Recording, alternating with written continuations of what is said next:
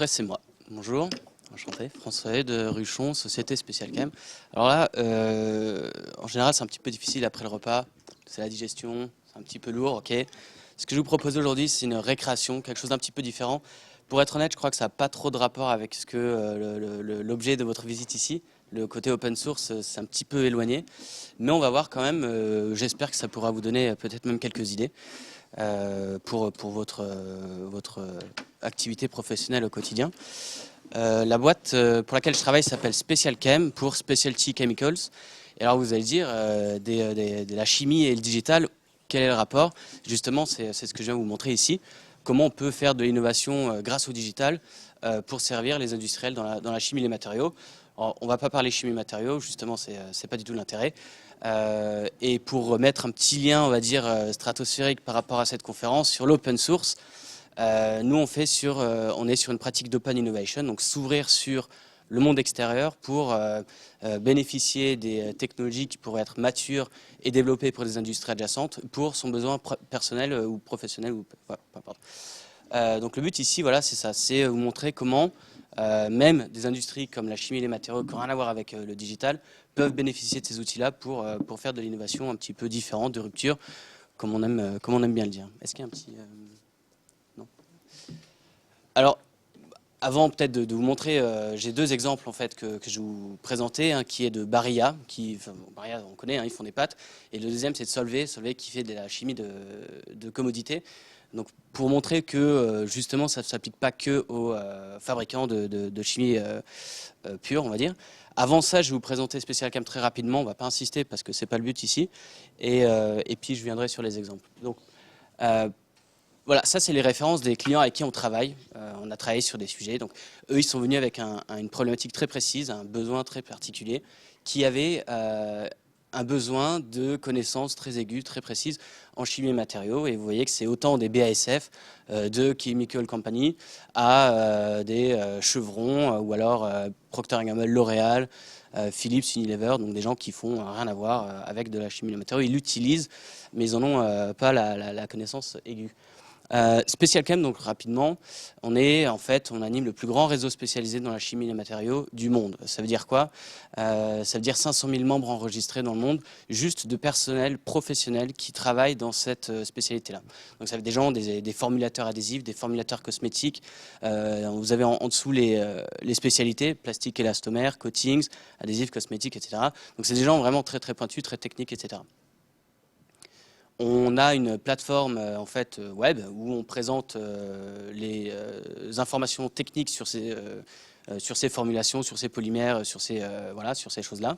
Et on a 3 millions de visiteurs uniques par an qui viennent parce qu'ils ont des questions sur ces sujets très très précis.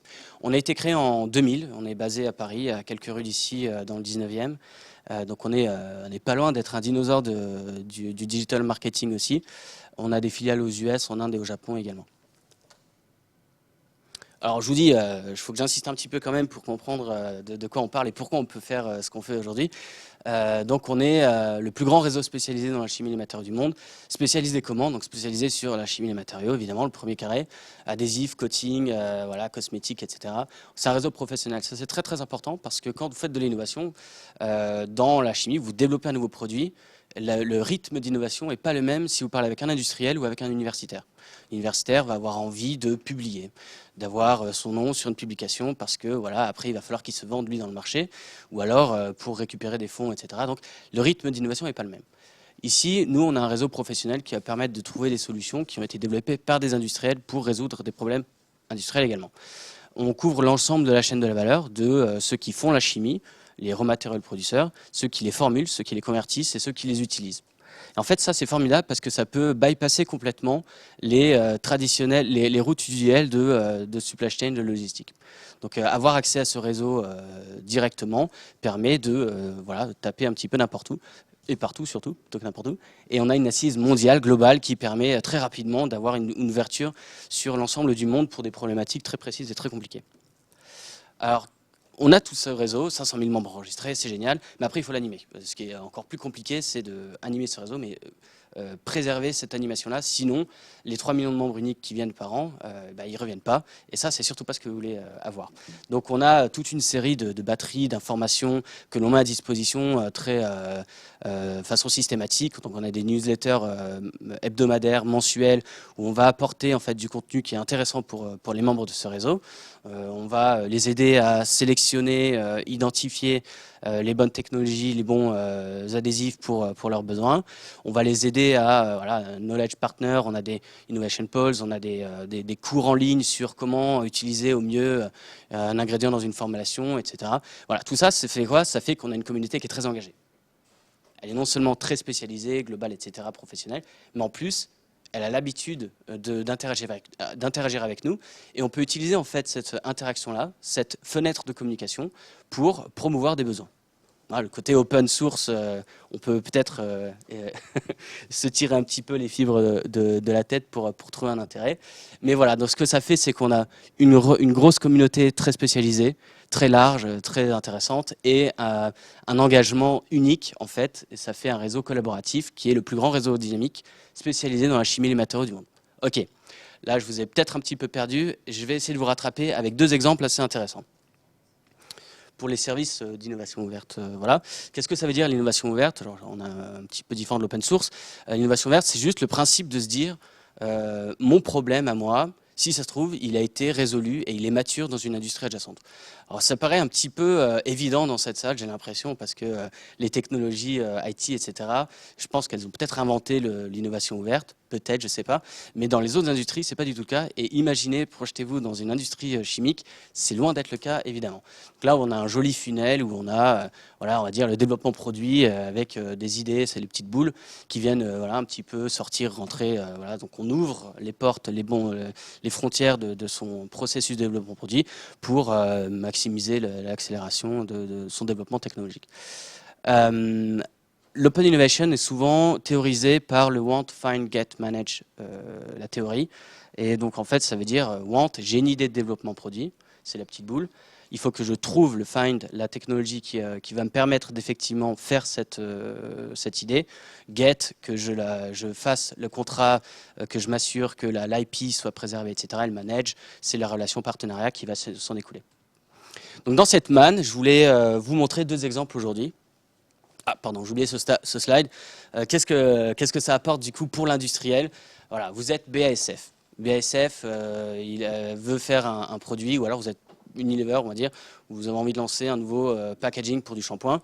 Ce qu'on peut vous apporter, c'est vous avez une fonctionnalité un petit peu superflue, farfelue, c'est d'identifier des solutions qui viennent d'industries adjacentes.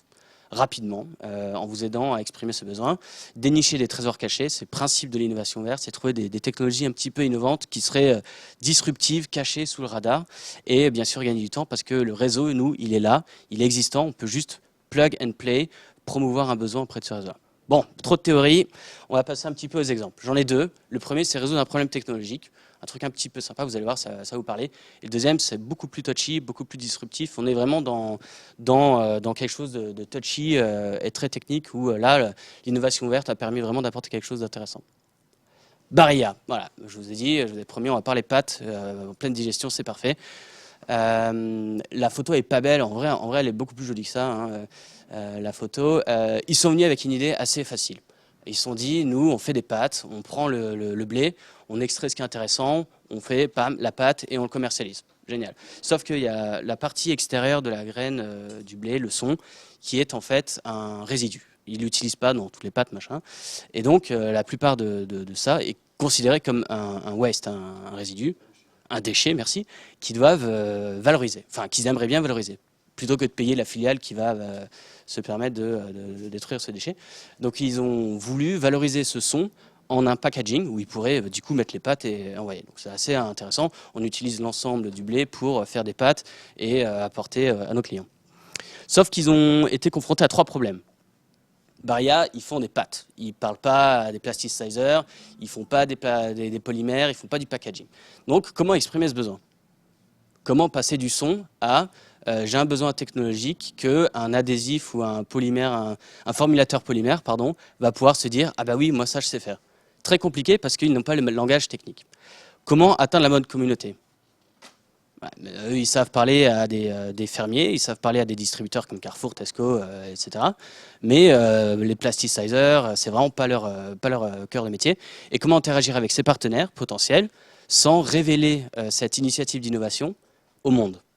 Là, on a un accord un petit peu particulier avec Baria, hein, ils sont d'accord pour qu'on parle d'eux, mais en général, c'est des sujets qui sont quand même très touchy, très innovation, et on ne peut pas en parler comme ça sans donner des brides d'informations au monde, et ça, on n'a pas du tout envie quand on fait de l'innovation. Donc, ils sont venus nous voir, et nous, on a trouvé en 8 semaines 31 propositions de résolution technologique. Voilà. Donc, les propositions sont des membres de notre réseau qui ont dit moi, je travaille dans une industrie X, Y, on est un plasticizer, et on a développé une solution qui permet de faire ça. Mettez-nous en contact et afin qu'on puisse élaborer le produit ensemble. Donc nous, ce qu'on a fait, Special Chem, on a l'habitude d'animer cette communauté spécialisée. Donc on leur a apporté trois supports, on va dire. Le premier, c'est traduire cette idée en un besoin technologique. C'était pas évident pour Baria, donc on les a challengés. Qu'est-ce que exactement, c'est fait de quoi le son, qu'est-ce qu'il y a dedans, quelle est la formulation, et qu'est-ce que vous avez besoin, le packaging, quelle est la spécification finale, qu'est-ce que vous attendez, etc.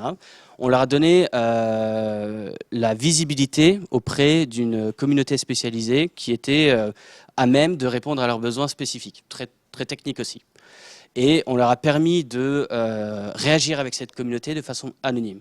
C'est-à-dire qu'on a pris ce besoin, on l'a traduit en un besoin technique qui faisait abstraction complète de l'idée initiale qui était transformée du son en polymère. Et on a permis à la communauté d'interagir avec Baria sans que Baria soit exposée au monde. Donc 31 propositions reçues grâce à ça en 8 semaines seulement. Ça vous parle peut-être pas, mais c'est pas mal du tout. Bon, ça, c'est un cas un petit peu facile, fastoche même, on pourrait dire, parce que bon, voilà, prendre une matière première, mettre des additifs et puis faire un polymère, bon, on imagine que c'est pas très compliqué. Mais là, je vais vous donner un exemple d'un problème beaucoup plus compliqué, parce que beaucoup plus technique. Ici, on a l'autorisation aussi de parler de ce cas-là grâce à Solvay nous a gracieusement donné la possibilité, mais dans les grandes lignes. Je ne peux pas vous parler de ni l'application, ni la technique, la technologie qui était recherchée. Alors c'est un petit peu dommage, mais on va quand même essayer de comprendre l'intérêt. Donc Solvay, ils font la chimie de commodité. Donc, qui est utilisé comme base de toutes les autres industries du monde. Voilà, donc toutes les industries vont acheter cette chimie pour aider à faire d'autres trucs. Le problème, c'est que comme c'est de la commodité, ils sont en concurrence avec d'autres géants de la commodité, et tout ça, c'est drivé par la réduction des coûts, à toutes les étapes possibles et imaginables, à l'achat, le processus, le truc, tout est géré par la réduction des coûts au maximum. Donc sur cette problématique-là, c'est une thématique, une commodité, une chimie de commodité qui est vieille de plusieurs dizaines d'années, hein, peut-être même centenaire le processus, très simple, très optimisé, et vous imaginez également. Mais ils ont dit, il y a une étape particulière de cette fabrication de cette chimie de commodité qui, avec les nouvelles technologies, pourrait être complètement chamboulée. C'est la technologie A que je ne peux pas décrire, mais ça c'est pas très grave, on s'en fout, surtout dans cette audience. Si j'avais en face de moi un concurrent direct de Solvay, ce serait plus embêtant. C'est pas, je pense, le cas ici. Donc ils se sont dit, ce serait bien de prendre ces technologies et voir si, dans une étape de purification, au lieu de passer par l'utilisation d'un solvant, recristallisation, voilà, on enlève le solvant, on garde les puretés, on les piège, et puis on a un produit qui est pur. Voilà. Ça, c'est plusieurs jours avec l'utilisation de solvants qu'il faut retraiter, etc. Pareil, on est sur une histoire de déchets à payer. Et ben, il y a une technologie qui permettrait, dans le principe, de se dire, hop, on fait un pass-through et en 3 minutes, on atteint le même niveau de pureté. Alors, on passe de 3 jours à 3 minutes avec, voilà, alors vous imaginez le chamboulement en termes sur le marché de la commodité, ce serait génial pour eux. Donc, ils dédient une équipe d'ingénieurs pendant 2 ans. Les mecs travaillent, ils vont sur Internet, ils regardent les technologies usuelles qui permettent de faire ça. Ils prennent contact avec les gars, prennent les technologies, essayent en labo, bam, ça marche pas. Parce que la chimie en question, elle est vraiment hyper compliquée, très corrosive. Là, je vous donne des indices sur la chimie. Et ben, ça marchait pas. Ils se sont dit, mais c'est quand même dommage, parce que si ça fonctionnait, là, on chamboule tout et on est vraiment pas mal. Donc, c'est venu nous voir et ils se sont dit, est-ce que vous n'avez pas des solutions? Là, c'est un petit peu compliqué, merci, mais on va voir quand même, parce qu'on ne sait jamais sur le principe d'innovation verte. On les a aidés et ce qu'on a fait, c'est la même approche en fait qu'avec Barilla, si vous vous rappelez. On a traduit ce besoin-là, mais là, on est sur un besoin très très particulier, très spécifique, mais on l'a ouvert. Parce qu'en fait, ils sont arrivés avec leur expertise d'industrie. Voilà, on a un besoin de faire ça. Et en fait, plus on est plus on est expert dans son industrie, plus on est biaisé. On se ferme des portes sans le savoir d'innovations qui pourraient être non usuelles et qui viendraient d'ailleurs. Donc nous, on les a challengés en disant est-ce que vous êtes sûr que c'est ça? Mais est-ce que, voilà, donc en posant des questions et des méthodes assez classiques, on a permis d'ouvrir le scope sur des industries adjacentes. En parlant technique, donc on a enlevé l'application et on a parlé de la technique. On a promu ce besoin auprès de notre communauté. En vert, c'est schématiser notre expertise à nous. Et en bleu, c'est l'expertise de Solvay, on va dire. Et on a fait une promotion et le réseau a réagi. Pas beaucoup, hein, je vous avoue, on n'a pas reçu 31 propositions cette fois-ci. Mais par contre, il a réagi en disant, voilà, ça c'est une des exemples de propositions qu'on a reçues. Et c'est absolument incroyable parce que le membre de notre réseau a vu la demande, il a identifié le besoin technologique et s'est dit, ah, moi j'ai une technologie qui a été développée pour une application complètement rien à voir.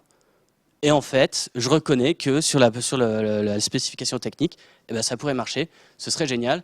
Par contre, il va peut-être falloir regarder, faire une collaboration pour etc. Ça, c'était impossible à détecter par Solvay. Parce qu'ils étaient déjà incapables d'exprimer pour s'ouvrir à d'autres technologies.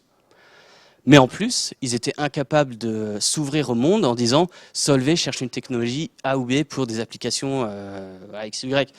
Sinon, ils perdaient directement l'initiative d'innovation. C'est certainement pas ce qu'ils voulaient. Ce qui est très très très marrant dans ce cas-là, c'est qu'il n'y a aucune des technologies que Solvay a utilisées pendant 2 ans qui a été proposée. C'est-à-dire que même après 2 ans de travail sur le sujet, ils n'avaient pas compris comment exprimer correctement leurs besoins. Sur un sujet hyper précis. Voilà. Même sur des sujets très précis, on croit être un expert. Et en fait, juste parler avec un consultant, quelqu'un en tierce, en dehors de votre entreprise, va vous permettre de vous ouvrir sur des solutions adjacentes. Là, je vais aller très très très vite, mais voilà, ça marche, c'est très très rapide, 4 étapes. On vous demande d'exprimer votre besoin avec tous les biais que vous pouvez avoir. En 2, vous recevez un support sur l'expression de ce besoin. On va vous montrer que en fait, c'est mal exprimé, il faut vous ouvrir sur d'autres voies. On en fait une promotion au travers de notre réseau spécialisé, évidemment sur des sujets qui sont dans notre cœur de domaine, hein, la chimie et les matériaux. Si vous n'avez qu'un problème d'IT, il y a très peu de chances que je puisse vous aider. Et le réseau de lui-même, c'est ça qui est fort, hein, on va dire, moi, je travaille dans une industrie X ou Y, j'ai une solution, il faut voir, mettez-moi en contact. Et voilà. Donc c'est pas juste un travail de consultant qui va dire, vu votre besoin, vous pourriez taper dans Techno A, Techno B. C'est le client industriel qui vient avec une solution, en disant, non seulement j'ai une techno, mais en plus, moi, j'ai envie de travailler parce que je vois une opportunité professionnelle. Et en 4, on a partagé les propositions avec ce client. Après, il y a deux questions qui doivent vous tarauder un petit peu, c'est la confidentialité et la propriété intellectuelle. Sachez qu'on gère ces choses-là, ça se fait très facilement et très bien, mais bon, je pense que, à part s'il y a des questions brûlantes, je vais laisser la place aux questions ou aux participants suivants. Des questions? Vous avez présenté ça, et en quoi c'est général en fait? Est-ce que c'est transposable à d'autres domaines industriels? Est-ce que vous avez l'intention de l'ouvrir à d'autres domaines industriels? Nous, non. Vous le mettez sur la table pour que d'autres puissent s'en servir? Non, alors nous, on est spécialisé dans la chimie et matériaux, donc on peut, voilà, c'est juste là-dessus. Mais je pense qu'il y a d'autres communautés également de designers. Je connais, c'est quoi, Arpiro, ou je ne sais plus, qui est en IT, qui fonctionne un petit peu sur des problématiques comme ça. Moi, je n'ai pas trop compris le rapport direct avec l'Open Source Summit ici aujourd'hui. On m'a invité, je viens, je présente, c'est toujours sympa. C'est l'innovation, voilà. On est sur des stratégies d'innovation ouverte. Un réseau comme ça pourrait être appliqué à l'échelle de certains très grands groupes déjà. Il y a des groupes avec 50 1100 000 employés qui sont des multinationales, qui n'ont pas forcément cette capacité, ne serait-ce que à ce que, quand ils ont un problème dans une de leurs entités, à l'exprimer dans un réseau accessible à toute la société, pour que d'autres entités de la société puissent faire des propositions qui seraient vendues en interne, de solutions. Absolument. Dans les très grosses multinationales, il n'y a pas forcément Alors ça, de capacité de mise en réseau. ils ont le principe d'innovation ouverte, c'est né il y a à peu près 12 ans. Et toutes les grosses boîtes maintenant le font. Et je vais citer BASF, j'en ai déjà parlé. Mais toutes les boîtes qui font de l'innovation ouverte, donc c'est que des grosses boîtes, hein, voilà, parce qu'il y a un coût à l'entrée qui est quand même assez important. Toutes ces boîtes-là, elles font d'abord un gros travail en interne en se disant, avant d'aller voir un externe, on va regarder en interne comment ça se passe. On va améliorer, en fait, c'est juste de la communication en interne. Et il y a beaucoup de BASF, par exemple, Evonik, c'est des gens qui ont, comme vous dites, 200, 300 000 Siemens. C'est des gens, ils ont des réseaux internes colossaux. Et ils vont, avant d'aller à l'extérieur, résoudre ce problème-là de l'interne. Et après, ils vont pouvoir, sur ces problématiques qui sortent encore plus de l'interne, voir l'externe. Sache que ça marche pour la chimie matériaux, mais les boîtes comme les boîtes de chimie vont s'ouvrir sur l'externe pour identifier des startups ou alors pour même identifier des boîtes de startups web pour apporter des complémentarités services ou développer des nouveaux produits ou pour servir au mieux les professionnels. Mais donc nous, on est sur la chimie matériaux. Il y a d'autres, pour répondre à votre question, communautés qui sont spécialisées sur les startups, d'autres sur les universitaires. C'est ce qu'on appelle le crowdsourcing. On peut appeler ça le crowdsourcing. Ouais. Voilà. Et je voulais vous demander, là, je suis venue en retard, hein, désolé, mais là, ça te semblait qu'un sens unique. Normalement, l'open innovation, ça va dans les deux sens. Oui, alors nous, on fait plein de réponses à ça. En fait, le terme technique, c'est technology scouting. Et nous, on fait la partie, je vous ai parlé du want, find, get, manage. Là, on est sur le find, identification la résolution technique à un challenge développement produit. Évidemment que ça marche des deux côtés. On peut promouvoir une technologie auprès d'un réseau très vaste de l'industriel pour identifier des nouvelles applications de développement, NAD, pour trouver des nouvelles opportunités de marché aussi, développer son portefeuille commercial. Et le dernier point, je l'ai oublié, mais ça ne devait pas être très intéressant du coup. Ouais, voilà. Merci. D'autres questions, non? Ah. Eh bien, on va passer... Ah. Attendez, je vais vous donner le micro, s'il vous plaît. Nous, on est sur un mode service, pas sur un mode consultant. C'est-à-dire que vous venez avec votre besoin et nous, on va vous aider, on va vous faire un petit peu de support à l'expression, etc. Mais après, tout fonctionne d'un point de vue service.